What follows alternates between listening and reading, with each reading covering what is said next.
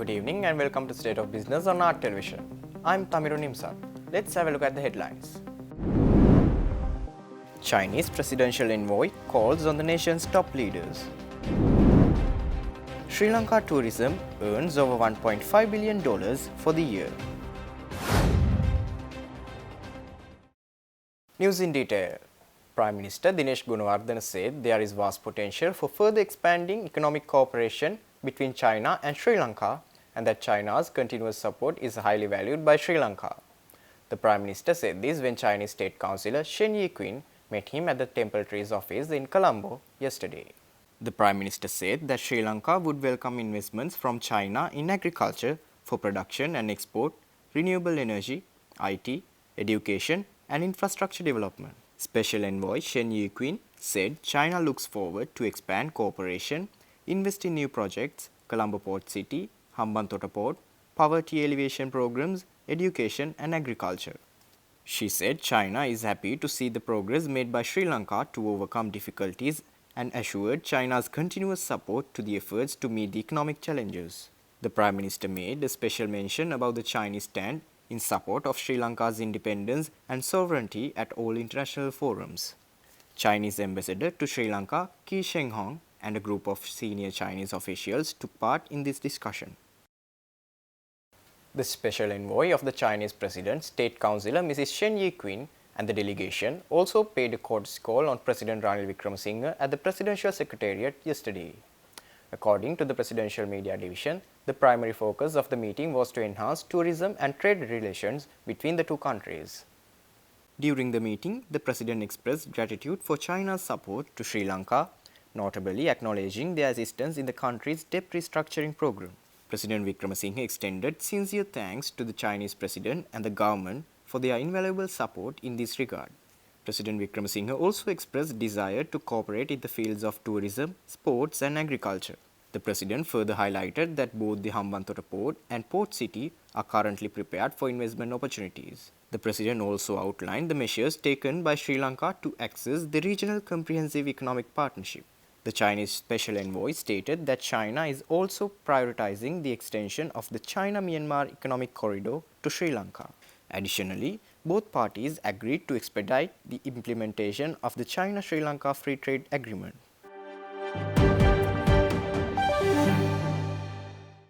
Sri Lanka Tourism announces that it has earned $1.59 billion during the first 10 months of the year, with a remarkable arrival of over 100,000 tourists in the first 20 days of November.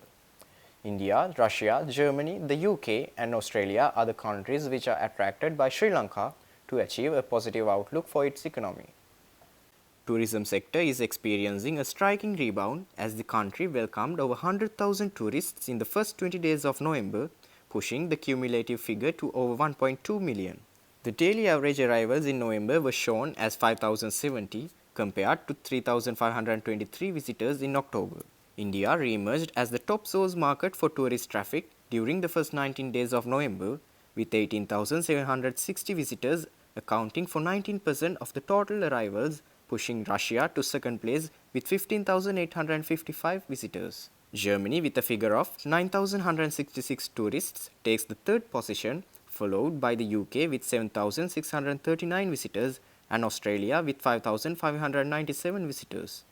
Additionally, tourists from China, the United States, France, Poland, and the Czech Republic also contributed to the increasing visitor numbers in November so far. Industry analysts opine the resurgence of the tourism industry signifies a positive outlook for Sri Lanka's economy, as the sector plays a pivotal role in attracting foreign exchange, creating employment opportunities, boosting the local economy and promoting cultural exchange. Looking at the year-to-date figures, India remains a strong contender as the leading source market for Sri Lanka, with an impressive cumulative number of arrivals reaching 247,292. Russia closely follows with 158,784 visitors and the United Kingdom with 106,936 visitors. Sri Lanka Tourism also added that they are confident of attracting 1.55 million tourists and earning 2.5 billion by the end of the month. Stay tuned. We will return after this short commercial break.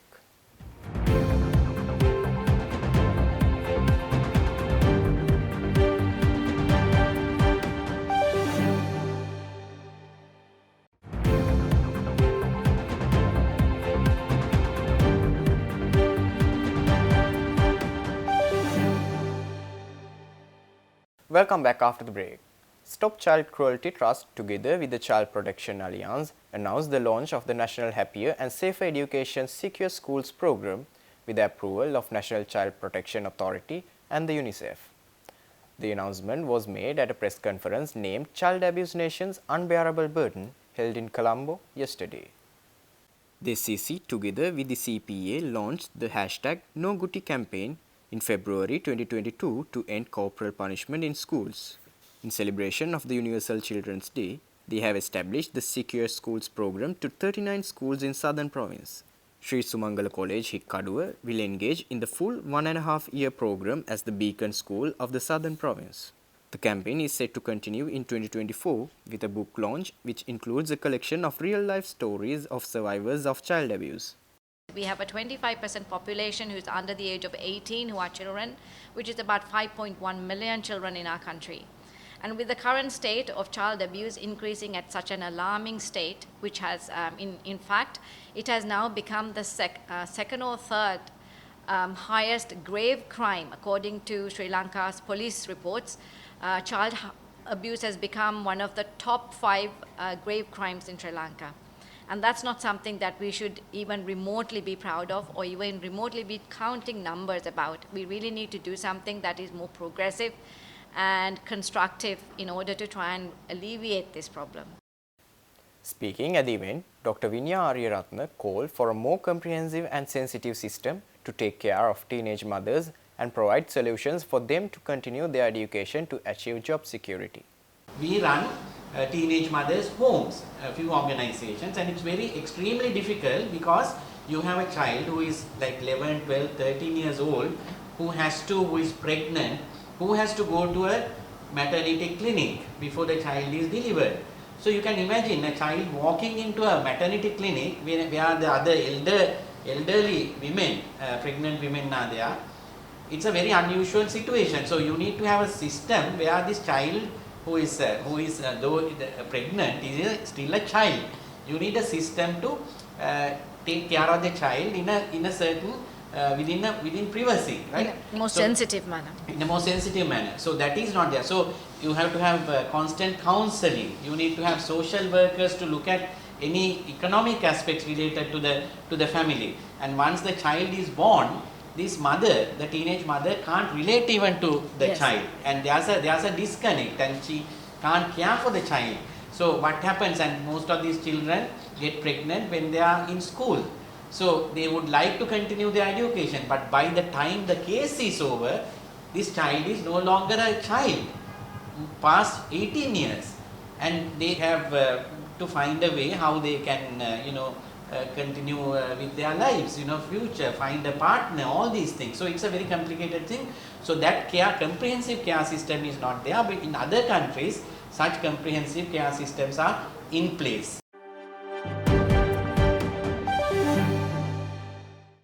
For the first time in Sri Lanka, E-Mobility Solutions Private Limited introduced electric battery swapping technology for three-wheelers with the assistance of People's Leasing Finance PLC.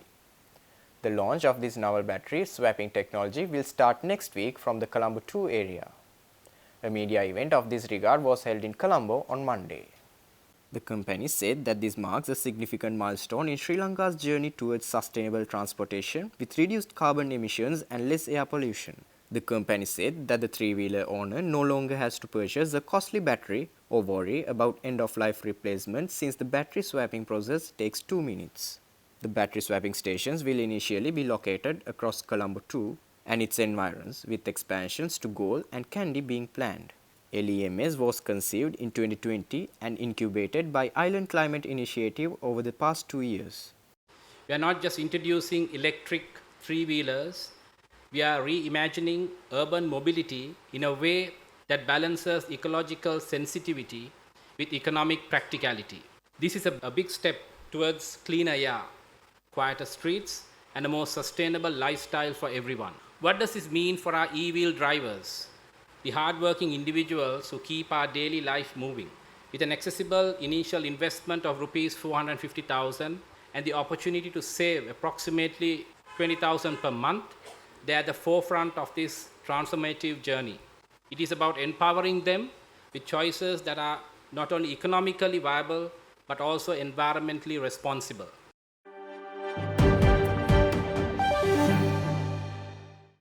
Stay tuned for stock update.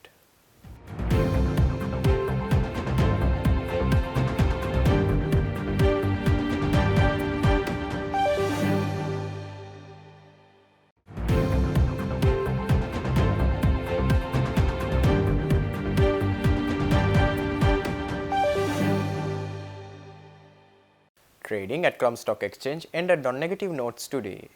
The All Share Price Index dropped 38.52 points to close at 10,507.85, and the S&P SL20 dropped 1.02 points to close at 2,976.88.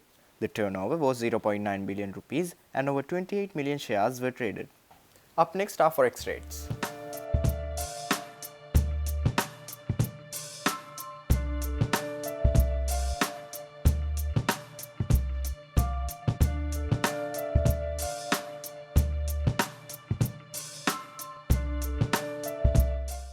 That's all our news for today. For this and more, subscribe to our channel on YouTube and follow us on Facebook.